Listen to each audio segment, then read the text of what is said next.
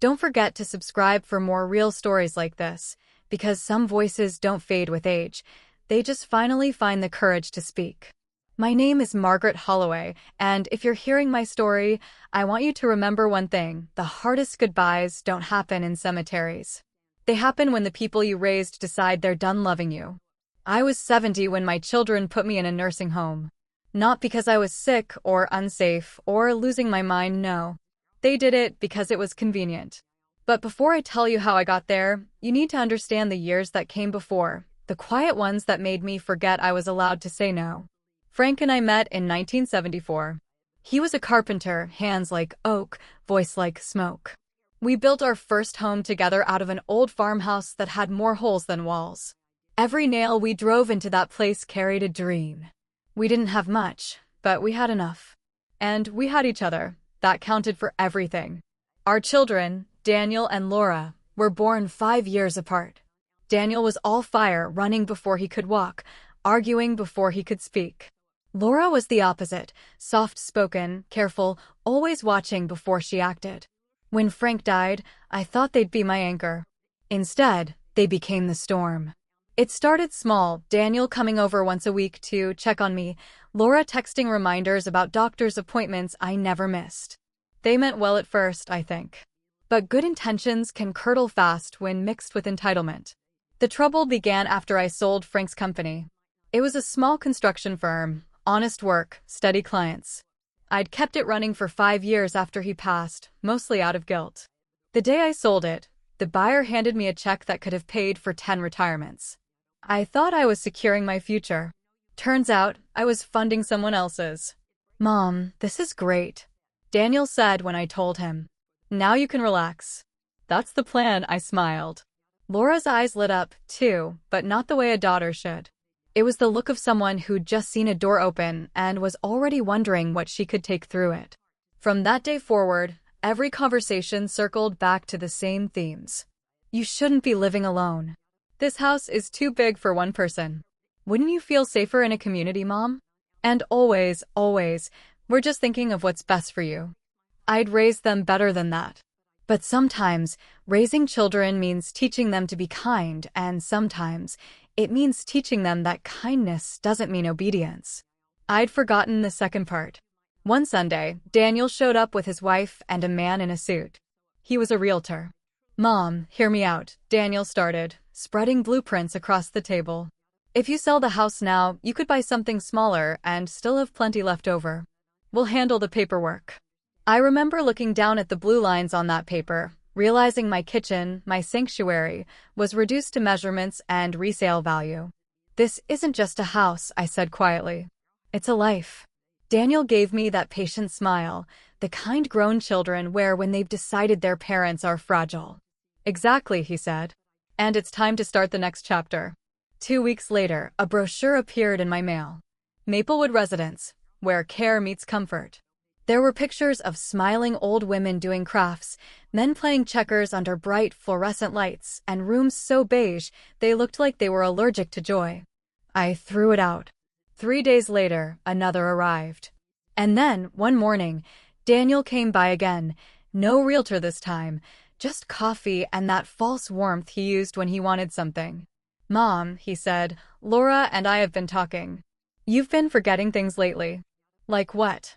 "You left the kettle on last week." I turned it off 30 seconds later. He sighed. "It's just, we worry.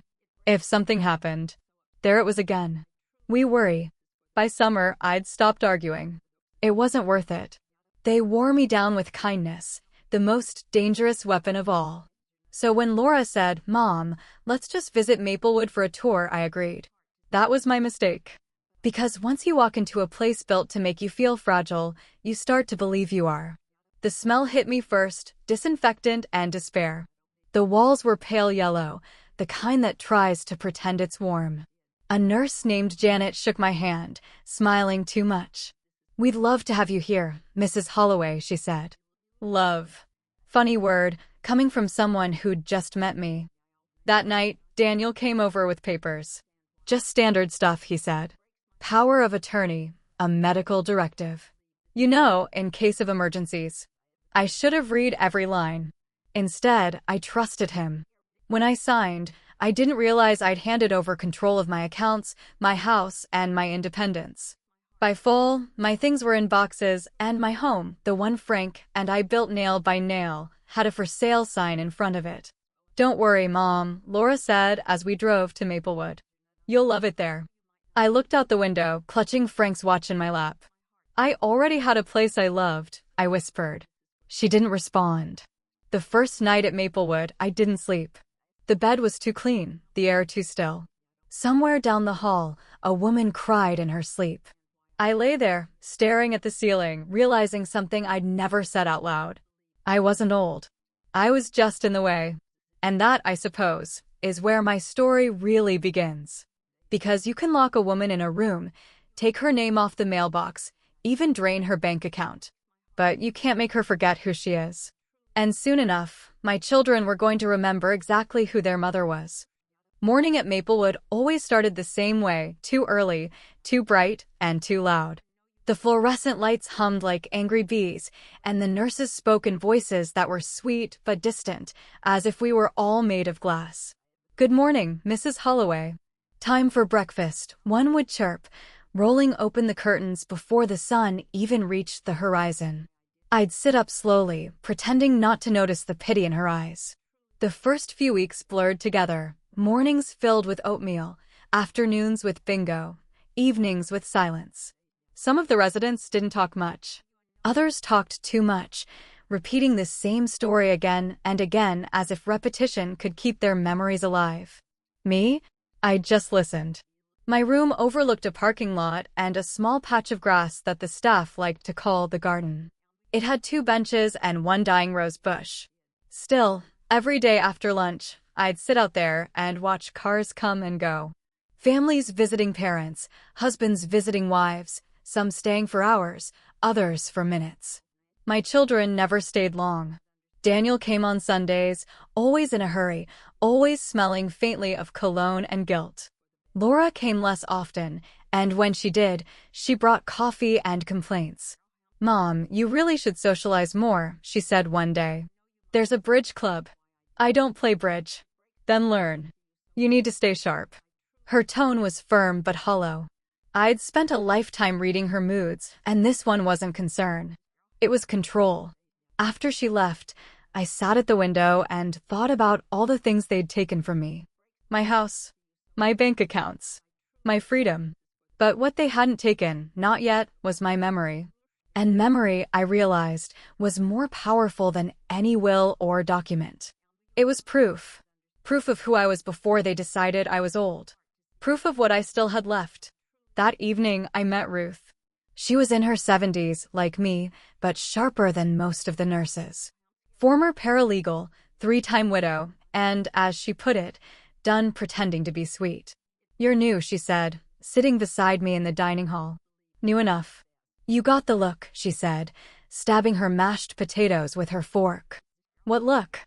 "The I don't belong here look." I had it too. Then I stopped caring. I smiled faintly. "How?" She leaned in, lowering her voice. "By remembering that they can only cage your body, not your brain." From that night on, we ate dinner together. Ruth was loud, unfiltered, and sometimes rude, but she had a kind of strength I hadn't felt in a long time. We'd sit by the window after meals, whispering about everything we missed, our homes, our gardens, our freedom. It felt like therapy, the kind that didn't ask you to cry. One afternoon, as we sat watching the rain streak the glass, Ruth turned to me and said, "So, what's your story, Holloway? Everyone here's got one." I told her about Frank, about Daniel and Laura, about the house we built and the papers I'd signed without reading. When I finished, she let out a long, low whistle. "They got you good," she said. "Kids are the most polite thieves you'll ever meet." "Thieves." She nodded. "They take your independence and call it love." Her words hit harder than I wanted to admit. That night, I lay awake thinking about the word thieves. Daniel's face when I'd signed those papers. Laura's cheerful voice on the drive to Maplewood. How carefully they'd wrapped cruelty in concern. It wasn't an accident. It was a plan. And for the first time since moving here, I felt something that wasn't sadness. It was colder, sharper. Determination. The next morning, during visiting hours, I asked the receptionist for my personal file. Just routine, I said with a smile. I'd like to check something. She hesitated, probably thought I was one of those residents who forgot what year it was. But after a while, she handed me a copy of my admission documents. And there it was. Power of attorney, Daniel Holloway. Financial guardian, Laura Holloway. They hadn't just moved me here. They'd claimed me. I folded the papers neatly and tucked them into my purse.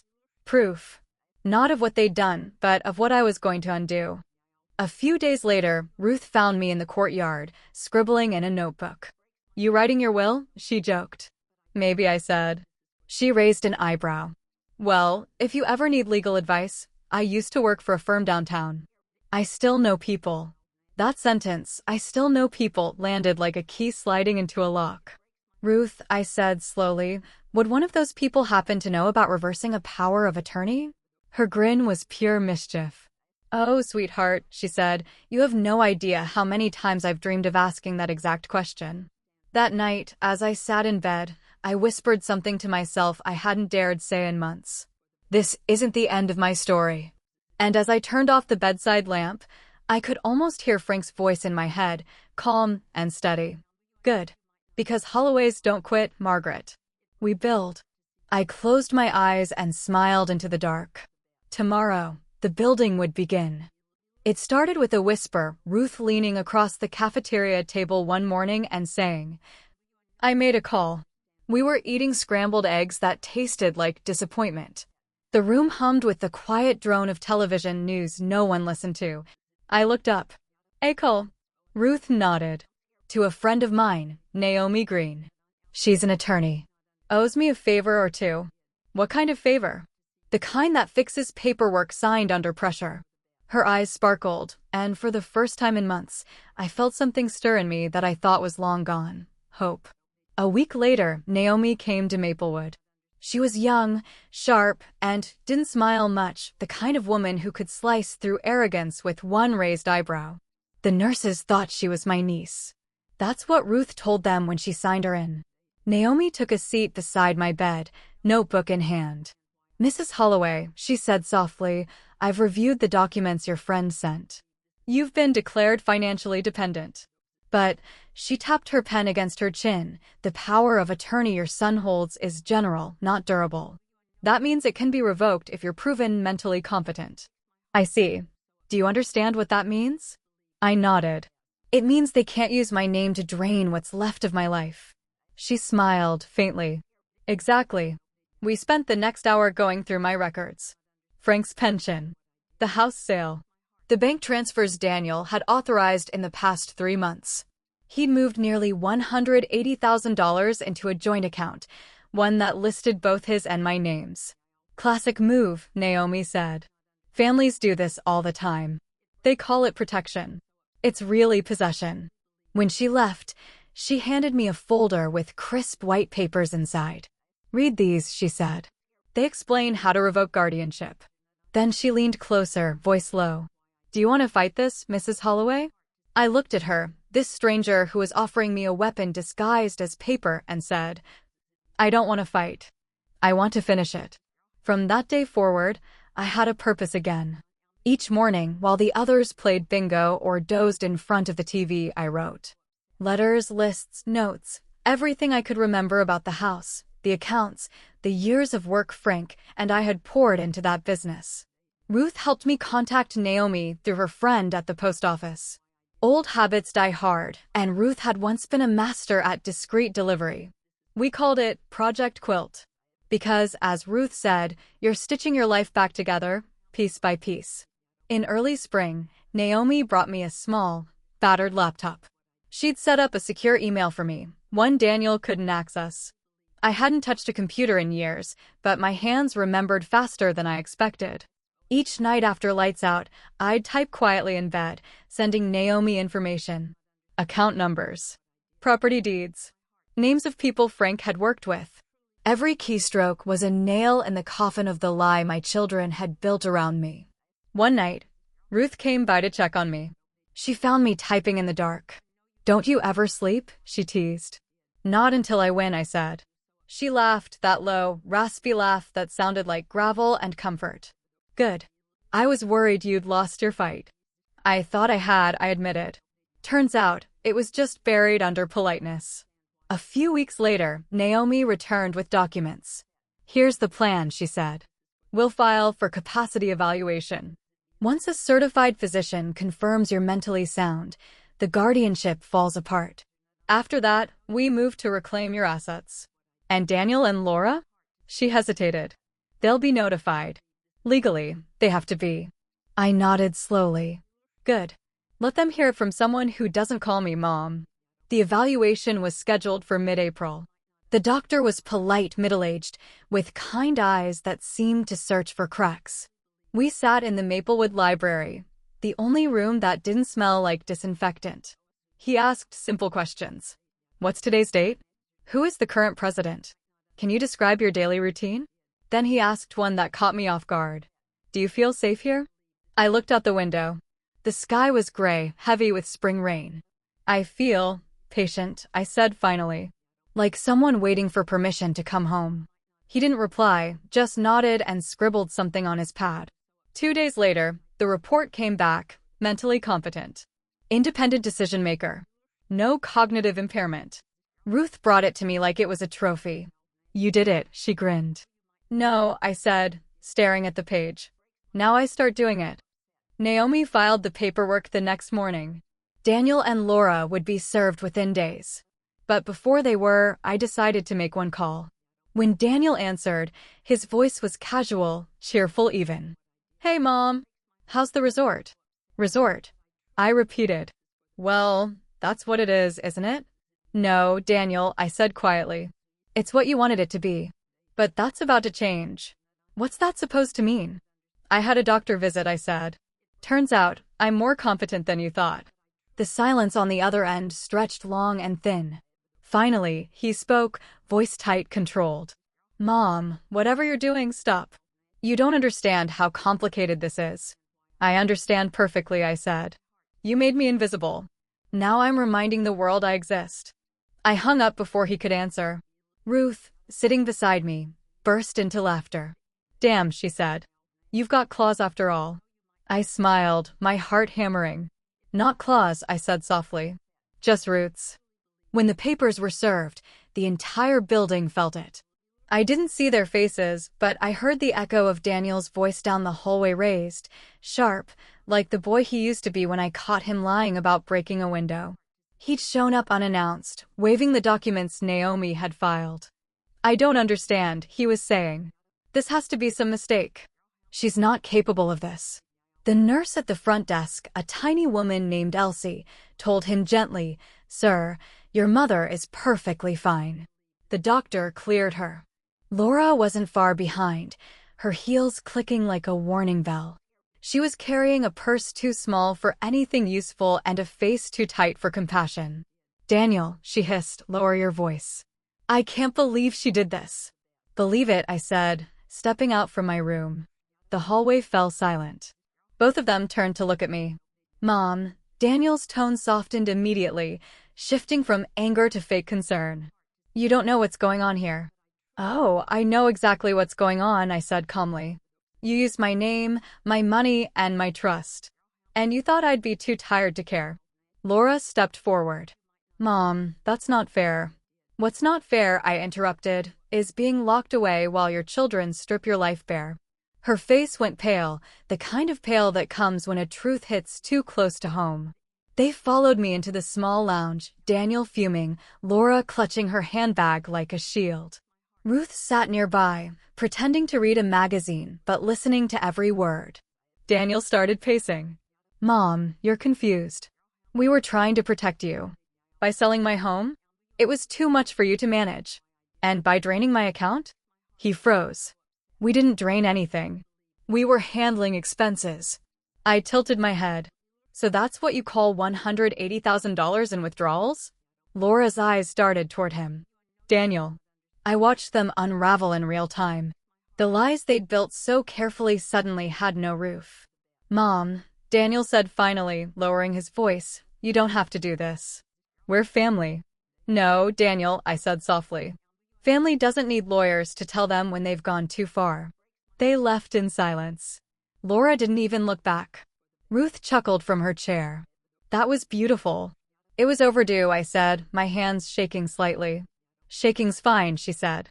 Means your body still knows it's alive. The next few weeks passed like chapters of a book I'd already read, slow, predictable, full of small victories. Naomi visited often, updating me on the progress. The guardianship has been revoked, she said one morning, flipping through her folder. And your financial accounts are being transferred back under your control. I blinked. Just like that. She smiled. It's never just like that. But yes, it's done. It took me a moment to process what that meant. I wasn't owned anymore. I was free. Naomi handed me another document, thinner, more personal. This, she said, is your house deed. It's back in your name. We managed to stop the sale before closing. I stared at the paper, my hands trembling. Frank and I had signed those same lines 40 years ago, when we were still young, still dreaming. Now, here they were again, the proof that I'd built something no one could take from me. A week later, I asked Naomi for one more favor. I want to rewrite my will, I said. Her eyebrows rose. Already? Especially now. Ruth grinned. Oh, this I've got to see. We met in my room that evening, papers spread across the little table. I wrote slowly, carefully, each word chosen like a piece of armor. To Daniel and Laura, I left nothing but a line of truth. Love doesn't mean ownership. You taught me that.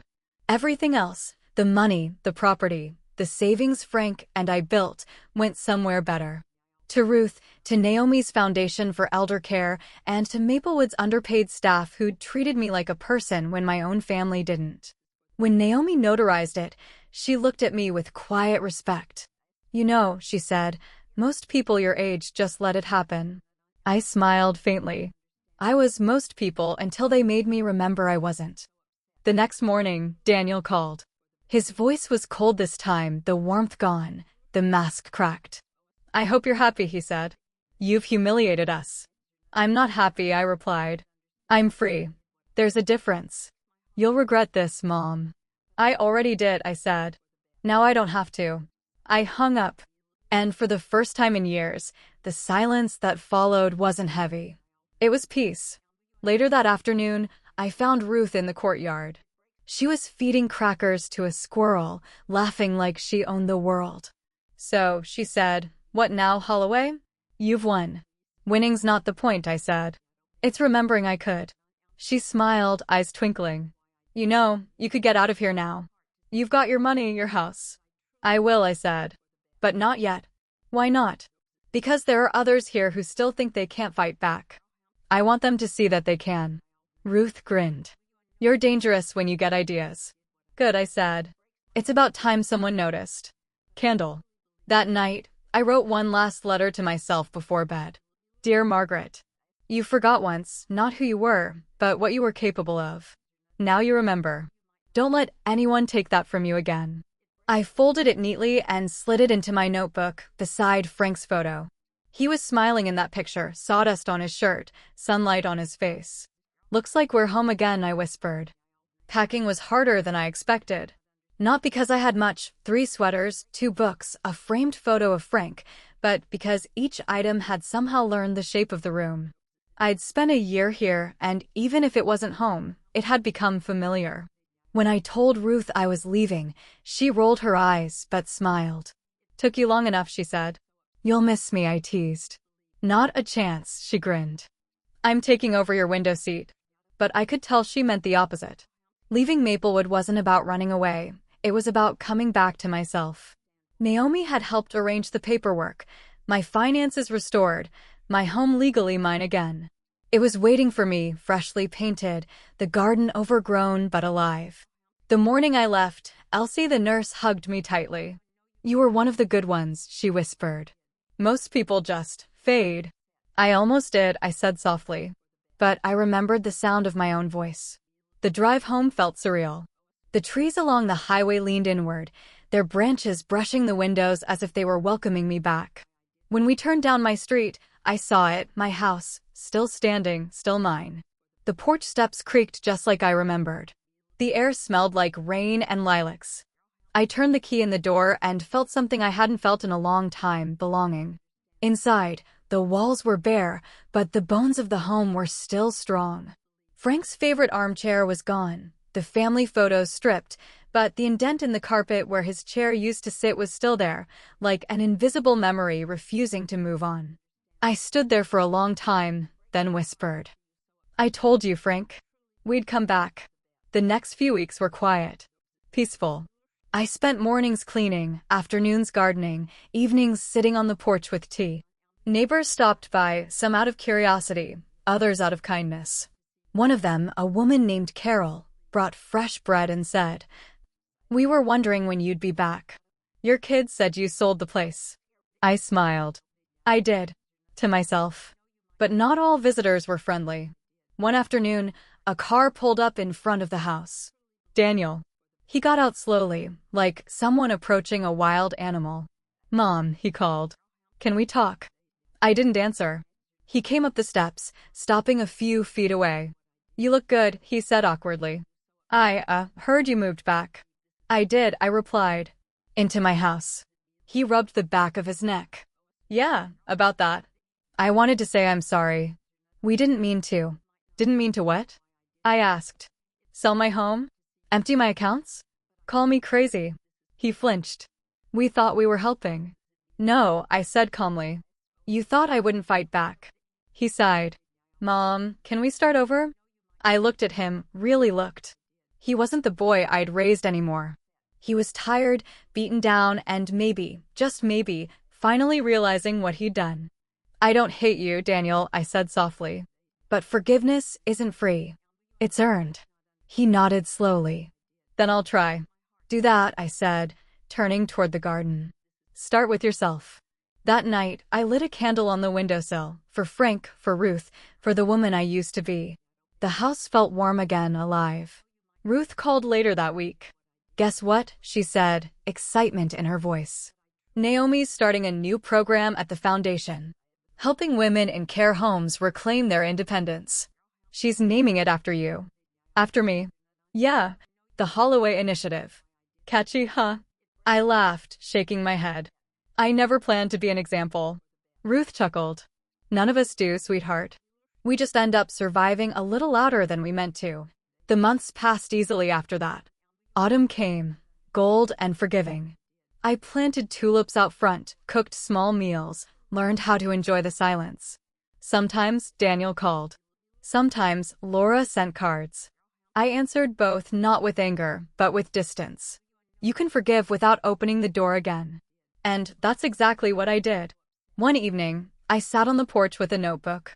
I'd been writing again, not just letters, but stories. About women like me. About being forgotten, and about what happens when we remember ourselves. The words came easily now.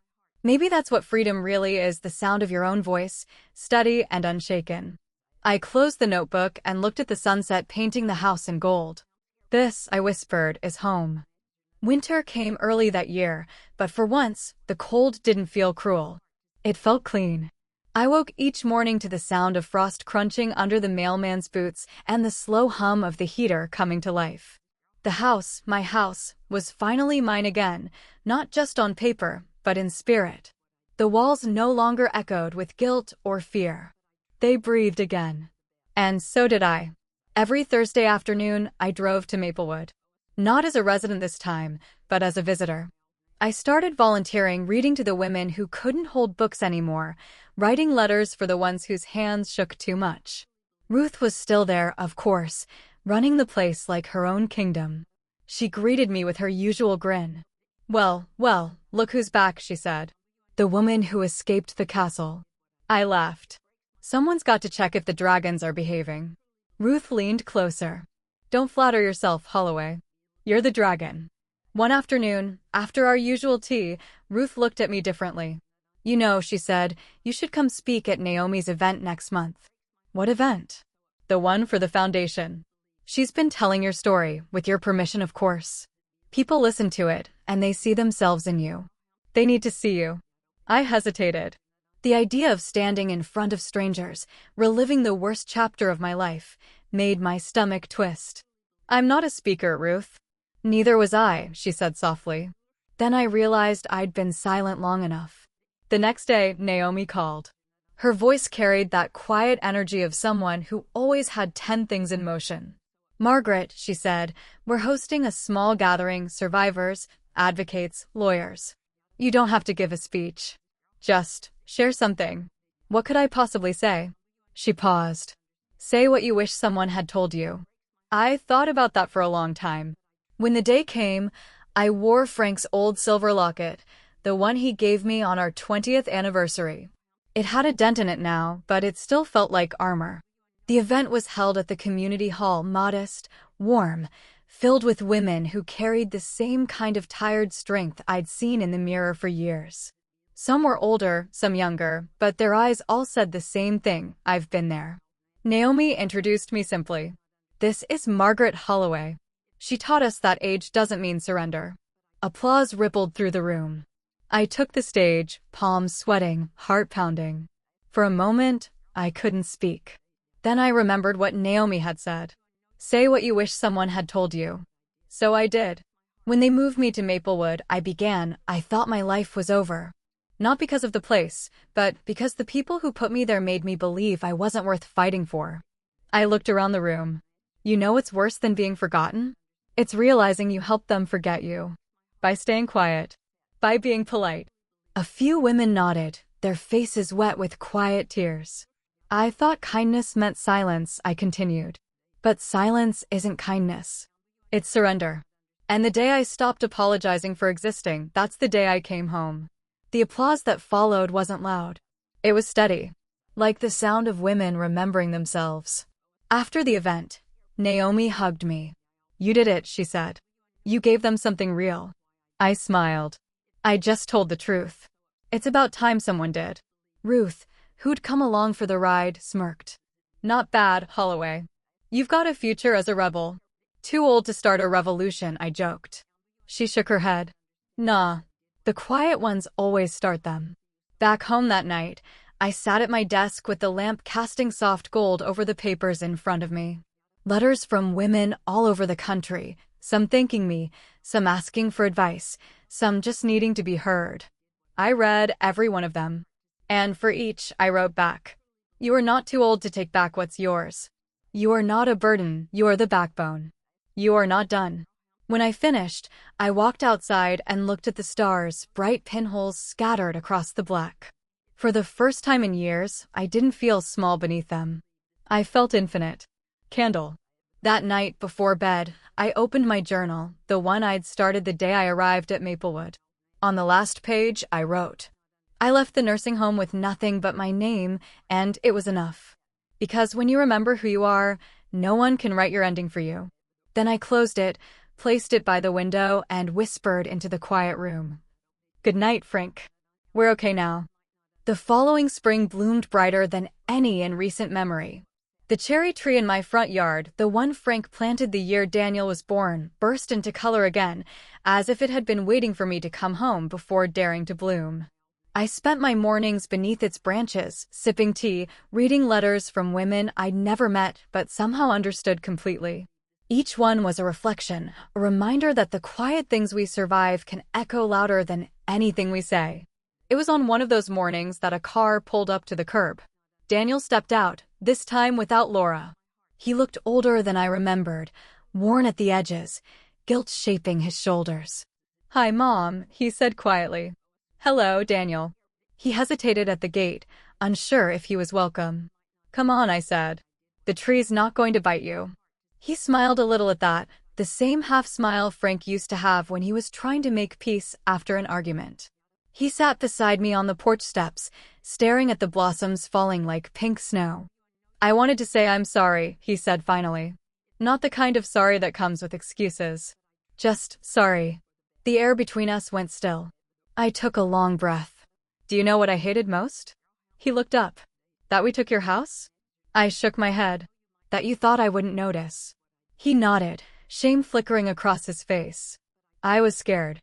After Dad died, everything felt like it was falling apart. I thought if I could control something, I could fix it. Even if that something was me? He winced. I didn't see it that way then.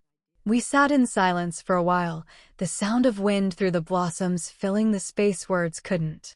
Then I said, I forgave you a long time ago, Daniel. I just wasn't ready to let you know yet. He looked at me startled. You did. Forgiveness isn't for you, I said gently. It's for me. It's how I stopped carrying your mistakes like they were my own. His eyes watered, but he didn't cry. He just nodded quietly. When he left, he hugged me, not like a son apologizing, but like one finally remembering how to love. After that day, the phone calls started small, tentative things. Laura sent a card once, short and awkward. Hope you're well. The kids miss you. I didn't reply, not because I was cruel, but because healing doesn't mean returning to the place you were broken. But I did send a letter to my grandchildren. Just a few lines. My door is always open, but only if you come to talk, not to take. Love, Grandma. The foundation kept growing. The Holloway Initiative began expanding to new states. Naomi called often, sometimes for advice, sometimes just to share success stories. We've helped 20 women reclaim their homes this month, she said one afternoon. All of them said they found courage because of your speech. I smiled. Tell them courage isn't something you find. It's something you remember. Ruth, of course, was still my favorite accomplice. She'd left Maplewood too, moving into a small apartment near downtown. We'd meet for lunch once a week, two old women laughing too loudly at a corner cafe. You realize, she said once, sipping her coffee, we're probably on some nursing home blacklist now. Good, I said. We'll start our own. She chuckled. We'll call it the Revolution of the Wrinkled. We laughed until our sides hurt. For the first time in decades, I felt truly alive, not surviving, not pretending, just living. But life, as it tends to do, began slowing down. I could feel it in my hands, the ache in my knees, the fatigue that no amount of sleep could fix. I wasn't afraid, just aware. One night, as I sat by the window, I opened Frank's locket again. Inside was a photo, young Frank, smiling that steady smile that could melt my temper in an instant. Beside it, I'd tucked a tiny folded note from years ago. It read, "If you ever forget who you are, remember who you built everything for." I touched the paper gently. I did remember, Frank, I whispered. Eventually. That spring, I received an invitation, not to a family gathering, but to a ceremony. The foundation was dedicating a new housing project for seniors. They wanted me to speak at the ribbon cutting. I almost declined. But then I thought of all the women sitting in homes like Maplewood, believing their lives were over. And I said yes. When the day came, I stood at the podium, the wind brushing through my gray hair, a crowd of faces, young and old, watching. Behind me, the building gleamed in the sunlight, its name engraved in brass letters. The Margaret Holloway Center for Independent Living. For a moment, my knees went weak. Naomi took my hand. You did this, she whispered. I cleared my throat and began. They once told me I was too old to start over. They said my life was behind me. But here's what I've learned. As long as your heart remembers how to hope, you're never too old to begin again. The applause rose slowly, then built into something that felt less like clapping and more like understanding. I smiled, not for them, but for myself. That evening I went home, made tea, and sat under the cherry tree. The petals were falling again, soft as snow, blanketing the ground in pink. I watched them drift down and thought, this is what peace looks like. The summer after the ribbon cutting was the gentlest of my life. The world had finally slowed to my pace, and for once, that felt like a blessing, not a punishment. Every morning, the light spilled through my curtains in long golden stripes, and I would sit quietly at my kitchen table, tea steaming, notebook open, watching the birds pick at crumbs on the porch. I didn't need much anymore. The house, the garden, the foundation, they all lived on their own now, breathing without me having to hold them up. I'd spent so long keeping things alive, people, plans, promises, that learning to simply let them live felt like its own kind of peace. One morning, there was a knock on the door. I wasn't expecting anyone. When I opened it, a young woman stood there, nervous but smiling. Mrs. Holloway, she asked. That's me. My name's Marissa. I'm one of the women from the Holloway Center. Naomi told me where to find you. I just wanted to say thank you. She was in her late 20s, maybe early 30s, wearing a thrift store coat and carrying a notebook like it was treasure. Her eyes reminded me of mine the day I signed those papers at Maplewood, scared, but still burning. I heard your story, she said. When they read it to us, I realized I wasn't crazy. My family tried to take everything too. My house, my car, my name. But after hearing what you did, I fought back. I smiled, trying to swallow the lump rising in my throat. And you won. She nodded, tears spilling down her cheeks. I did. I'm free. I stepped aside and opened the door wider. Come in, sweetheart. You've just earned yourself a cup of tea. We sat at my kitchen table, the same one where I'd once cried over bank papers and betrayal, and now it held laughter. She told me her story, I told her mine, and somewhere between the two, I realized that survival doesn't end when the danger does. It keeps echoing through every woman who decides she's worth more than what was taken from her. When she left, she hugged me tightly. You saved me without even knowing me, she said. I watched her walk down the path, sunlight catching in her hair, and I thought, Frank would have liked her. As the months passed, my world became smaller, but brighter. Daniel visited often, this time alone. He mowed the lawn, fixed the fence, brought groceries without being asked. We didn't talk much about the past, we didn't need to. The silence between us had finally softened. One afternoon, as we sat on the porch, he said quietly, "You were right, Mom. About everything." I smiled. Don't ruin it by saying that out loud. He laughed, and it was a good laugh, one that reached his eyes again. Ruth passed that winter. It was peaceful, they said. In her sleep. I drove to her funeral with a heart both heavy and grateful. Naomi was there, too, standing by the casket, her hand resting on the wood. When it was my turn to speak, I didn't bring notes. I just said, she was the loudest woman I ever met, and I mean that as the highest compliment. Everyone laughed softly. Then I added, she once told me that the quiet ones start the revolutions. I think she just wanted company. After the service, Naomi walked with me to the car. She'd be proud of what you've built, she said. We built it together, I replied. All of us, the forgotten ones. The years that followed were kind. Not perfect, but kind. I grew older, slower, softer. My grandchildren visited sometimes, awkward at first, then more comfortably as they got older. They asked about their grandfather, about the house, about the cherry tree. I told them stories, and they listened, the kind of listening that carries love in it. One afternoon, the youngest, Lily, asked, "Grandma, were you ever scared?"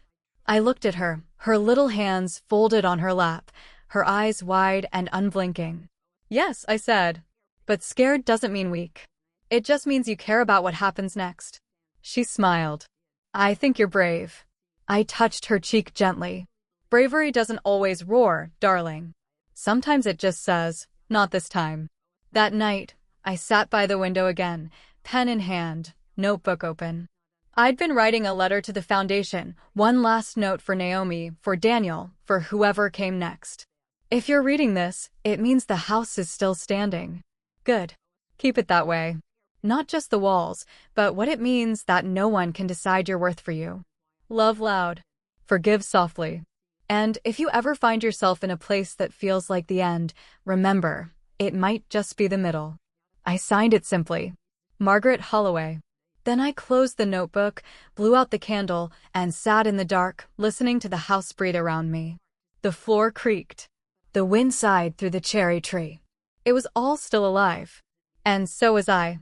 When dawn came, the first light spilled across my living room like a blessing. The garden outside glimmered with dew, and the cherry tree stood tall full of blooms, impossibly pink against the pale morning sky. I smiled. Because this was the ending I'd written myself. Quiet, complete, and entirely my own.